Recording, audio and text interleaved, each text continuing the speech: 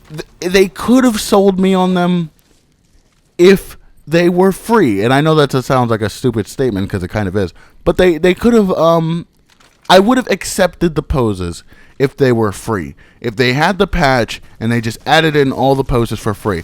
But no, you have to pay for the poses separately. So if you pay for all the poses, you end up, if you paid for all the poses, you end up paying more money than you would have for the DLC, which is absurd. That's absurd. That's really absurd. I mean, I don't know what else to say about that. That means that the DLC, they knew that the DLC was worth nothing. So they made it less money than all the poses put together, which are $2.99, which are $1.99 each, I think. And it's just like, okay, I would pay for your gimmicky poses. I didn't buy the poses. And you have to spend actual money for them. You can, not even microtransactions. You have to go to the store and spend actual money for them. Like, if I have to download the poses to even see what the fuck they are, they should be in the fucking game for free. Why am I spending money on these things? Especially when your game has little else to offer. There's nothing else to unlock. There's nothing else to spend my gear points on. All you have are these poses, and I can't even fucking buy them with the gear points. Fuck, I lost my train of thought. But that's my main thing. Is like, if you have these gimmicky things, you can have them as long as your game has more content to offer besides them. And Metal Gear Online 3 doesn't. Metal Gear Online 3 is a great game when it works. And it doesn't always work. And that's just in terms of the gameplay. But then when you get down to the actual content, there are only 4 game modes. They added 1 new game mode after this DLC. There are no new callouts, no new guns, no new abilities, and no new clothing. Except for that one thing that was from Metal Gear Online 2, and they just added in to make the game more like Metal Gear Online 2. That's honestly a shame. And I know that, and I want to keep saying, I want to keep reiterating that I think that this development team is doing its best. Because they didn't have to put out a DLC at all. They didn't have to update the game at all. But they did. And I think that's because they do want the game to be the best it can be. But unfortunately, the game's potential is severely hindered when it was capped at the knees at birth. So, I mean, I do want to see if it evolves at all going forward. But 4 game modes, no new guns, no new callouts, no content, and then you're selling this gimmicky crap on top of that, on top of the emptiness, for actual money. Stuff we can't even unlock in-game, but you're selling it for actual money? That's absurd. That's fucking nonsense. That's messed up. And that's what really gets me frustrated about this game. Because I do have fun when I play this game most of the time. I would say most of the time I have fun when I play this game. But not when I realize that this game is just selling me shit. It's selling me gimmicks. It's selling me nonsense. And it's selling me it for the sole purposes of taking my money. And it's making that very clear. So that's it. That's all I have to say. Metal Gear Online 3 Cloaked in Silence DLC.